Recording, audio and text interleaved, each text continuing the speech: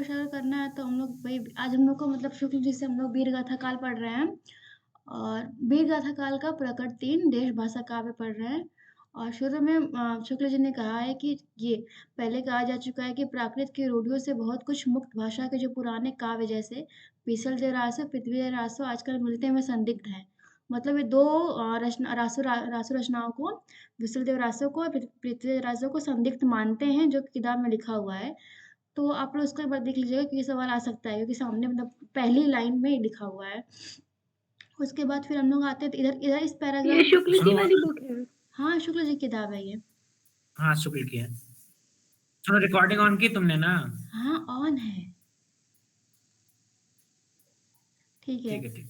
उसके बाद फिर हम लोग आते हैं तो इधर कुछ इतना ख़ास नहीं दिया हुआ है कि यही जो क्या कहते हैं उस टाइम का राजनीतिक जो भी था वही दिया हुआ है इधर 2 पैराग्राफ में। फिर ये जो लाइन है कि जिस समय से हमारे हिंदी साहित्य का अभ्युदय होता है, वो लड़ाई-भिड़ाई का समय था, वीरता के गौरव का समय था और सब बातें पीछे पड़ गई थी। तो ये वाला दृष्टि वाली किताब में था, तो आप लोग इसको क्या कहते हैं कि हाइलाइट कर लीजिए या फिर उसको अंडरलाइन कर लीजिए क्योंकि ये सवाल आ सकता है कि ये कथन किसका है।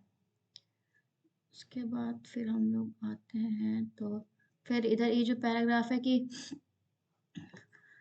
इस वीर गाथा को हम दोनों दोनों रूपों में पाते हैं, मुक्तक के रूपों में, प्रबंध के रूप में। मतलब वीर गाथा काल में मुक्तक रचनाएँ भी हो रही थी और प्रबंध की रचनाएँ भी हो रही थी। फुटकल रचनाओं का विचार छोड़कर यहाँ वीर गाथात्मक प्रबंध काव्यों का ही उल्लेख किया जाता है। मतलब कि जो फुटकर रचनाएँ हैं, उनका उतना उल्लेख नहीं किया गया है, सिर्फ़ जो वीर गाथात्मक प्रबंध काव्य हैं, उन्हीं का उल्लेख किया गया है। जैसे यूरोप में वीर गाथाओं का प्रसंग युद्ध प्रेम रहा, वैसे ही यहाँ भी था। वही मतलब यूरोप से मतलब एक तुलना करते हैं या फिर बताते हैं कि दोनों की जगह मतलब युद्ध प्रेम वीर गाथाओं का विषय रहा है। और फिर ये था किसी राजा की कन्या के रूप का सम्मान पाकर दलबल के साथ लड़ाई करना और प्रतिपक्षियों को पराजित कर उस कन्या को हरकर लाना वीरों के गौरव और अभिमान का काम माना जाता था। नहीं एक है कि जाके कन्या सुंदर देखी ता पर जा धरी तलवार। मतलब ये कहा जाता है वीर गाथा काल के मतलब उस टाइम जो भी राजा थे कि कहीं भी कोई सुंदर कन्या दिखती थी तो वहाँ पे जाके सीधा आक्रमण कर दिया जाता था। तो वही बात यहाँ शुक्ल जी बता रहे हैं। फिर आगे है कि इन काव्यों में श्रृंगार का भी थोड़ा मिश्र रहता था पर गौड़ रूप में। प्रधान रस वीर ही रहता था। मतलब कि गौड़ रूप में आपको श्रृंगार मिलता था पर उसका प्रधान रस वो वीर ही था। फिर उसके बाद हम लोग यहाँ आते हैं कि वही रूपवती कन्या या फिर रूपवती स्त्री का मतलब वही कल्पना रूप दिया गया है वही है कि श्रृंगार केवल सहायक रूप में रहता था। जहाँ राजनीतिक कारणों से भी युद्ध होता था वहाँ भी उन कारणों का उल्लेख न कर रूपवती स्त्री ही कारण कल्पित करके रचना की जाती थी। मतलब जैसे शहाबुद्दीन के यहाँ से एक रूपवती स्त्री का पृथ्वीराज के यहाँ आने लड़ाई की जड़ लिखी गई है।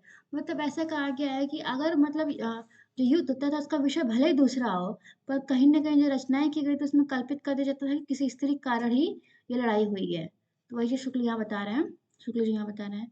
फिर आगे है कि जो वीर गाथाएँ थी, ये वीर गाथाएँ 2 रूपों में मिलती हैं।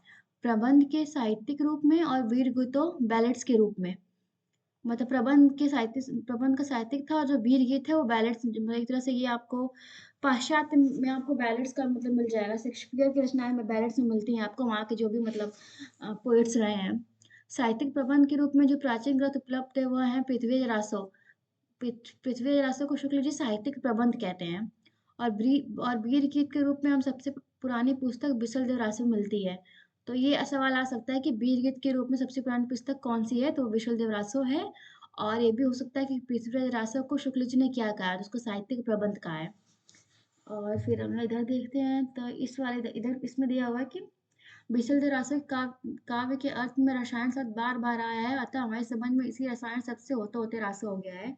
तो यही मतलब है शुक्ल जी जो क्या कहते हैं रासो शब्द की व्युत्पत्ति रसायन शब्द से मानते हैं जो उनको विशल देव रासो से मतलब प्राप्त होता है। मूल स्रोत उसका विशल देव रासो है। फिर हम लोग पहले रासो काव्य में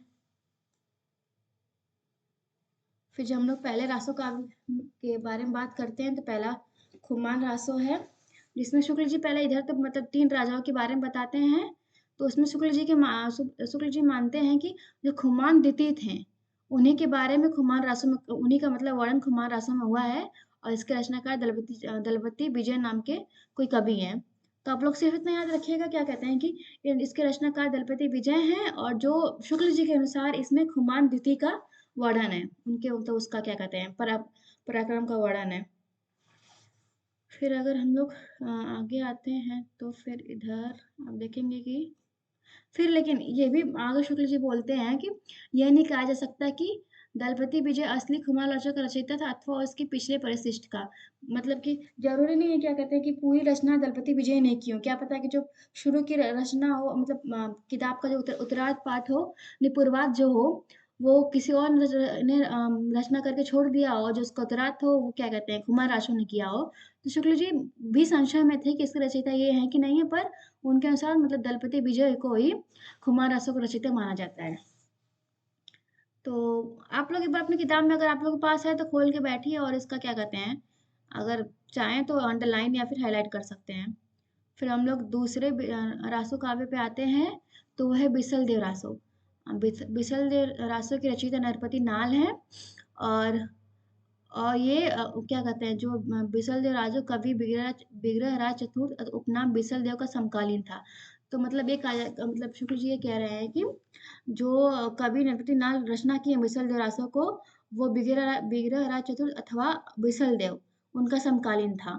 मतलब नरपति नाल और बिसल देव दोनों समकालीन थे, और बिसल देव का दूसरा नाम है विग्रह राज चतुर्थ। तो ये आप लोग ध्यान रखिएगा कि विग्रह राज चतुर्थ मतलब एक बार आपके दिमाग में हो, क्योंकि हो सकता है कि पूछ सकता है कि बिसल देव रासो किसके बारे में है, तो ऑप्शन में बिसल देव दे ही नहीं, तो आप ये देख लीजिएगा एक बार।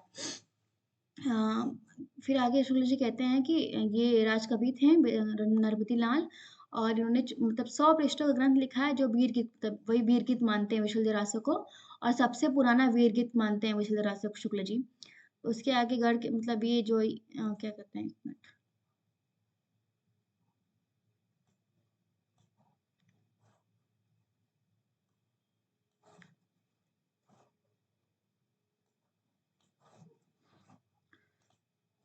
जो ये है ये वाला मतलब 2 लाइन का ये जो दोहा है, ये पूछता है कि क्या कहते हैं कि ये दोहा किस क्या कहते हैं रासों से मतलब वो है उद्धृत है, या फिर किस रासों के बारे में बताता है।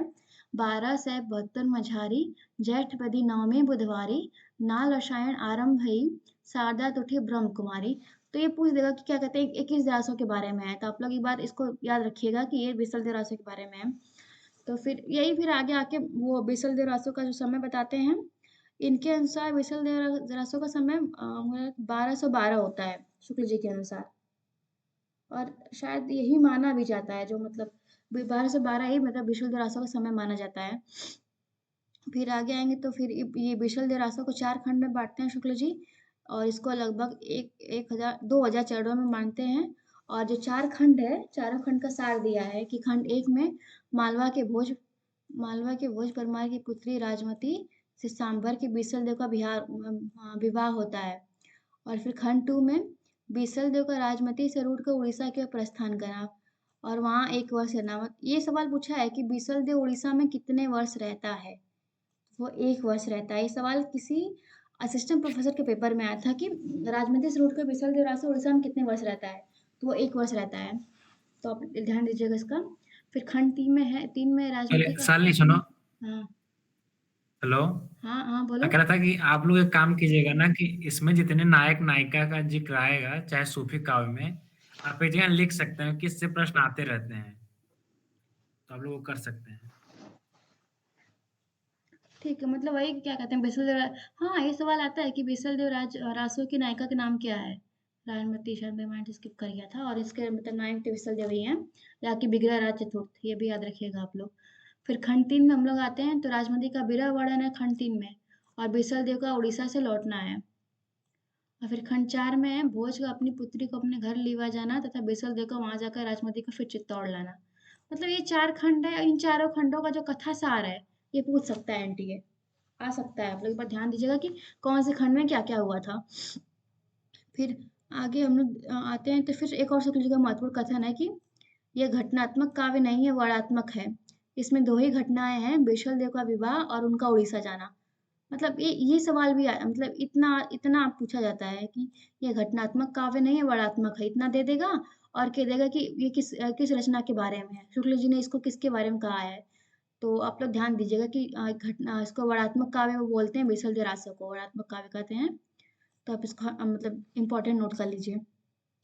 फिर हम लोग आगे आते हैं तो इधर कुछ हो नहीं है। हाँ, फिर ये भी है, ये भी जो ये है कि भाषा की परीक्षा करके देखते हैं तो वह साहित्यिक नहीं है, राजस्थानी है। ये भी विशल देव रासो के बारे में शुक्ल जी कहते हैं। कितने लोग तो इसको पृथ्वीराज रासो के बारे में कंफ्यूज कर लेते हैं कि ये उनके पृथ्वीराज रासो के बारे में बोला गया है, क्योंकि ऐसे ही मतलब वो उसकी मतलब पृथ्वीराज रासो की भाषा के बारे में भी बोला है शुक्ल जी। तो आप लोग थोड़ा सा ध्यान दीजिएगा कि ये विशल देव रासो के बारे में है, क्योंकि ये सवाल मेरा भी एक बार गलत हुआ था, हम ऐसे सवाल हल कर रहे थे। तो शुक्ल जी कथन थोड़े आप मतलब हाँ, उसमें भाषा की कसौटी वाला जो एक प्रश्न था ना, हाँ, तो ये वाला और वो दोनों कंफ्यूज, पृथ्वीराज वासु। हाँ, वही दोनों में कन्फ्यूजन हो जाता है। तो आप लोग ध्यान दीजिएगा कि ये जो कहते हैं शुक्ल जी की भाषा की परीक्षा करके देखते हैं तो वह साहित्यिक नहीं है, राजस्थानी है। तो ये विशल देव रासो के बारे में बोलते हैं। फिर हम लोग अगर आगे आते हैं तो फिर ये डिंकल पिंगल के बारे में बताते हैं कि प्रादेशिक बोलियों के साथ साथ ब्रज या मध्य देश की भाषा का आश्रय लेकर एक सामान्य साहित्यिक भाषा भी विकसित हो चुकी थी, जो चारों में पिंगल भाषा ऐसे कही जाती थी। तो पिंगल भाषा हम लोग को पता है क्या कहते हैं, जो प्रादेशिक बोलियां होती हैं और साथ साथ क्या कहते हैं एक मध्य देश की भाषा और पिंगल के बारे में बोलते हैं शुक्ल जी। उसके बाद फिर अभ्रंश और राजस्थानी से जो भाषा बनती है उसको डिंकल कहते हैं। तो आप लोग क्या कहते हैं, इसको भी आप लोग नोट कर लीजिएगा। वैसे इतना उतना ये नहीं पूछेगा, ये कथन नहीं आने वाला शुक्ल जी से, तो बस आप लोग इसको एक बार देख लीजिएगा। पर ये वाला जो कथन है क्या कहते हैं विशुद्ध रासों के बारे में कि श्रृंगार की ही प्रधानता वीर रस किंचित आभास मात्र है। ये भी आता है कि ये किस रासों के बारे में शुक्ल जी बोले हैं। तो इसको भी आप लोग एक मतलब ये बहुत इंपॉर्टेंट है, ये वाला कथन भी जो है, श्रृंगार रस की प्रधानता है, बीरस किंचित आभास मात्र है, क्योंकि इसको बीर गीत ही कहते हैं शुक्ल जी। तो आप इसको भी क्या कहते हैं नोट कर लीजिए। फिर आगे आते हैं तो ये लाइन जो है कि कड़वा बोल न बोलिस नारी तुम मेल सही मेलहसी चित्त विसारी। ये सवाल मतलब ये जो लाइन कथन है क्या कहते हैं, कविता का जो अंश है, ये सवाल पूछा हुआ है, किसी पेपर में सवाल आया है कि कड़वा बोल न बोलिस नारी तुम मेल से चित्त विसारी। तो ये क्या कहते हैं नरपति नाल की पंक्ति है। तो आप लोग इसको क्या कहते हैं अंडरलाइन कर दीजिए। कई जगह हम इस सवाल को देखे हैं। फिर आगे आते हैं तो फिर हम लोग चंद्रदाय के बारे में पढ़ते हैं, यानी कि पृथ्वी राशि के बारे में पढ़ते हैं। तो आपको ये क्लियर दिख रहा है ना?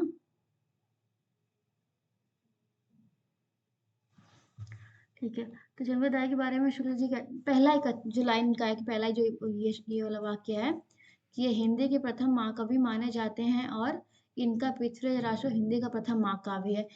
ये तो मतलब बहुत बहुत मतलब बहुत आसान सवाल है, कई बार पूछा मतलब इसको तो रिपीटेड सवाल है। तो आप लोग ध्यान दीजिएगा कि ये किसके बारे में कहा गया और कौन कहा है। फिर आगे आते हैं तो 10 उतना वो नहीं है, पर इधर फिर है कि पृथ्वी रासो 2500 पृष्ठों का बहुत बड़ा ग्रंथ है, जिसमें 69 समय सर्ग या अध्याय हैं। ये पूछता है कि इसमें कितने समय हैं, तो 69 समय है। और ये तो नहीं पूछेगा, 2500 पृष्ठों का बड़ा ग्रंथ है। उसके बाद मुख्य छंद है, वही छंद है कवित्व। आवाज थोड़ा कट के जा रहा है।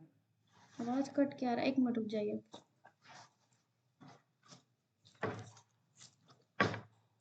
एक मिनट।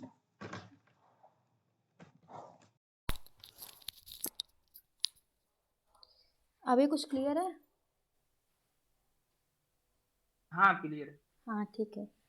फिर हम लोग आते हैं यहाँ पे तो इसके छंद के मुख्य छंद के बारे में बताते हैं। कपित यानी कि छप्पय, धुआ, तोमर, त्रोटक, गाहा और आर्या। ये सवाल तो उतना मतलब नहीं लगता कि आएगा, पर अब मतलब देख सकते हैं, छोड़ भी सकते हैं। फिर आगे ये है ये बहुत महत्वपूर्ण है कि रासों के पिछले भाग का चंद के पुत्र जल्लड़ द्वारा पूर्ण किया जाना कहा गया है।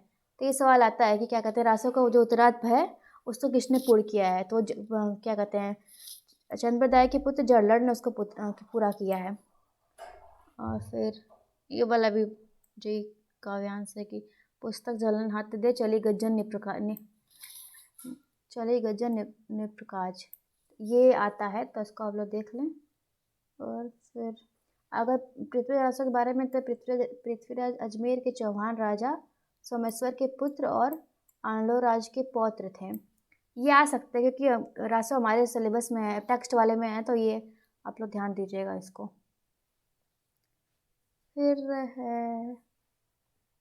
वही रासों के बारे में दिया गया है और इधर उतना वो नहीं है।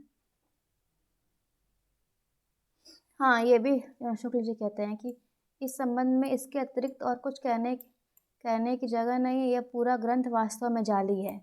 तो शुक्ल जी पृथ्वी रासों को जाली ग्रंथ कहते हैं और ये कथन इतना आता है कि यह पूरा ग्रंथ वास्तव में जाली है। तो ये पृथ्वी रासों के बारे में शुक्ल जी कह रहे हैं। ये कथन पूछता रहता है। फिर जैसे हम उसे वहाँ पे था, फिर यहाँ पे शुक्ल जी भाषा के बारे में बात करते हैं। वो भी पृथ्वी रासों की भाषा के बारे में वो कहते हैं कि भाषा की कसौटी पर यदि ग्रंथ को कसते हैं तो और भी निराश होना पड़ता है, क्योंकि वह बिल्कुल बेठिकाने हैं, उसमें व्याकरण आदि कोई व्यवस्था नहीं है। और ऐसा ही वो गैर साहित्यिक कहते हैं। क्या कहते हैं कि विसर्ज रासों की भाषा को गैर साहित्यिक कहते हैं और इस भाषा को कहते हैं भाषा की कसौटी पर यदि ग्रंथ को कसते हैं तो और भी निराश होना पड़ता है, क्योंकि वह बिल्कुल बेठिकाने हैं, उसमें व्याकरण आदि कोई व्यवस्था नहीं है। तो ये बहुत महत्वपूर्ण है, आप इसको ध्यान से बस देख लीजिएगा। फिर आगे ये क्या कहते हैं, जो भी इनका वंश है वो दिया हुआ, इसमें उसको सवाल जल्दी आता नहीं है। हाँ, ये बहुत बार आया है, जो ये क्या कहते हैं, ये पंक्ति है, मनहु कला शशभान कला 1600 बन्नी बाल बैस शशिता समीप अमृत रस पिन्नी। ये पंक्ति कई बार पूछी हुई है, तो इसको आप लोग एक बार देख लीजिएगा। और फिर एक ये पंक्ति भी है, पज्जी घोर निशान रान चौहान चौहदिस सकल सुर सामंत समरी बल जनतंत्र में तिस। ये पंक्ति भी पूछी हुई है, पेपर में आई पंक्तियाँ जिसको हम टिक लगाए हैं, तो आप लोग इसको ध्यान से देख लीजिएगा। और फिर हम लोग फिर आते हैं क्या कहते हैं, भट्ट केदार और मधुकर कवि पे। जैसे मान लो कि भट्ट केदार जयचंद्र प्रकाश लिखे हैं और मधुकर कवि ने जय मयंक जय चंद्रिका लिखा है। और फिर क्या कहते हैं,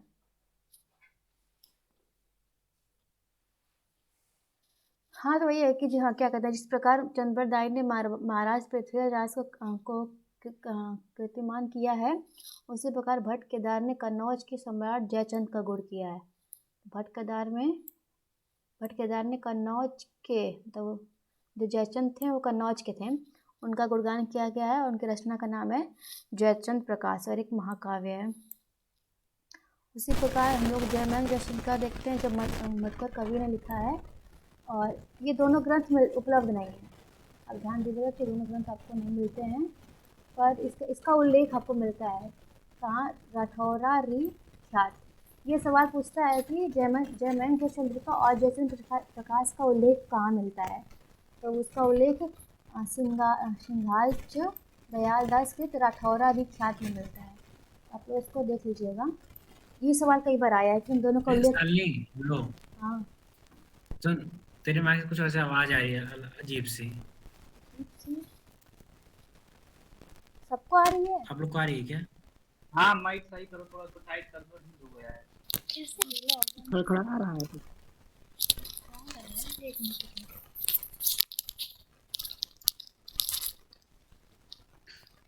कुछ माइक में खराबी है। अब बोलो। अब ठीक हो? नहीं आ रही, थोड़ी थोड़ी। रुको, हाँ, तो अभी रही है, लेकिन चलते। एक मिनट रुको, माइक निकालते हैं। अब कैसी आवाज? माइक निकाल दो। अब अच्छी है। अब सही आ रही है? अच्छी है। हाँ, तो अब निकाल दिए ईयरफोन हम। अब सही है ना आवाज? हाँ, एकदम सही एकदम। हाँ, ठीक है।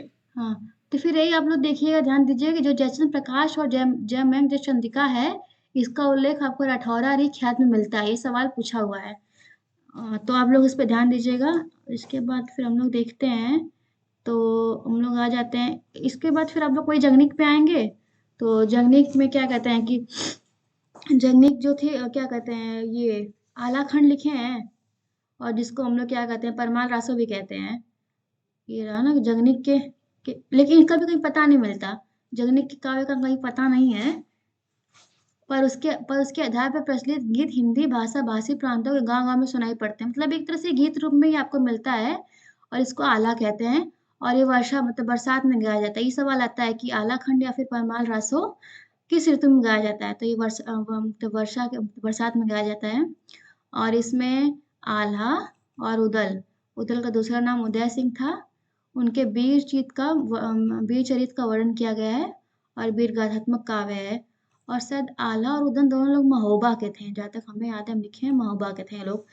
तो इस बारे में इतना ही है कि मतलब जंगनी जो परमाल रासो का मतलब रचना किए थे, ये आपको मिलता नहीं मतलब लिखित रूप से नहीं मिलता है। पर इसके क्या कहते हैं जो भी क्या कहते हैं कि गीत रूप में आपको जगह-जगह गाए जाते हैं, बरसात में गाया जाता है और वीर गाथात्मक काव्य है और फिर जो ये पंक्ति है 12 बरस ले कुकर जिए और 13 ले जिए सियार, बरिस 18 छतरी जिए, आगे जीवन को धिक्कार। ये भी कई बार पूछा है और सबको पता होगा कि परमाल रासो से है और परमाल रासो की भाषा बुंदेली है। हाँ, और इस प्रकार साहित्यिक रूप में न रहने पर भी जनता के कट में जंगनी के संगीत का वीरदयपूर्ण प्रतिध्वनि अनेक बल खाती हुई अब तक चली आ रही है। ये कथन किसी पेपर में पूछा है। तो आप उसको ध्यान से देखिएगा और फिर हम लोग आगे आते हैं। ये जो है क्या कहते हैं, पर ये गूंज मात्र है, मूल शब्द नहीं है। तो वही बात है कि क्या कहते हैं, जो इसका कोई लिखित रूप नहीं मिलता है, तो जो गाते-गाते उसमें क्या कहते हैं कि पहले अगर वो राजस्थानी में रहा होगा, फिर अगर उत्तर प्रदेश में गाया जाने लगा होगा, तो उसका मतलब एक तरह से उसमें बहुत सारे शब्द ऐसे जुड़ गए होंगे, जो वहाँ रहे ही नहीं होंगे। तो वही बात है कि आपको मूल शब्द नहीं मिलेंगे, लेकिन उसका जो भी मतलब एक तरह से गाया जा रहा है, तो आपको उसका गूंज मात्र मिलता है। फिर शुक्ल जी कहते हैं कि क्या कहते हैं, यह गूंज मात्र है, मूल शब्द नहीं है। और फिर ये है कि यदि यह ग्रंथ साहित्यिक प्रबंध पद्धति पर लिखा गया होता तो कहीं न कहीं राजकीय पुस्तकालयों में से कोई प्रति रक्षित मिलती। मतलब अगर इसको अच्छे से अगर उस परमाल रासो साहित्यिक प्रबंध में लिखा गया होता है, फिर किसी राजा के मतलब उसमें दरबार में लिखा गया होता, तो कहीं न कहीं किसी भी राजकीय पुस्तकालय में इसको कोई प्रति मिलती, पर नहीं मिलती है। इसलिए लोग कहते हैं कि पर यह गूंज मात्र है, मूल शब्द नहीं है। और आला का जो क्या कहते हैं मूल केंद्र बैसवाड़ा में है। बैसवाड़ा में इनका केंद्र माना जाता है और वही बुंदेलखंड में महोबा के पास इसका बहुत चलन है, हीरा महोबा, बैसवाड़ा और महोबा। और फिर क्या कहते हैं और इसी गीत को आलखंड कहते हैं। और क्या कहते हैं फिर ये फिर है कि फर्रुखाबाद के तत्कालीन कलेक्टर मिस्टर चार्ल्स इलियट ने पहले पल इन तीनों का संग्रह करके 60-70 वर्ष पूर्व छपवाया था। मतलब ये सवाल आता है कि क्या कहते हैं आलखंड का पहला मतलब संग्रह या संपादन किसने करवाया था? तो मिस्टर चार्ल्स इलियट है, वो जो फर्रुखाबाद के तत्कालीन इंस्पेक्टर थे। तो आपको इससे इतना इम्पोर्टेंट चीज़ें मिल गई हैं। फिर हम श्रीधर के बारे में आते हैं, इसमें कुछ उतना नहीं पूछता, बस होता है कि जो रणबल छंद है वह श्रीधर की रचना है। तो फिर आज हम इतना ही पढ़ा पाएंगे, मतलब नॉर्मली हम इतना ही प्रिपेयर किए हैं क्योंकि था कि हम लोग क्या कहते हैं आज इस पे बात करेंगे प्रकरण 3 पे।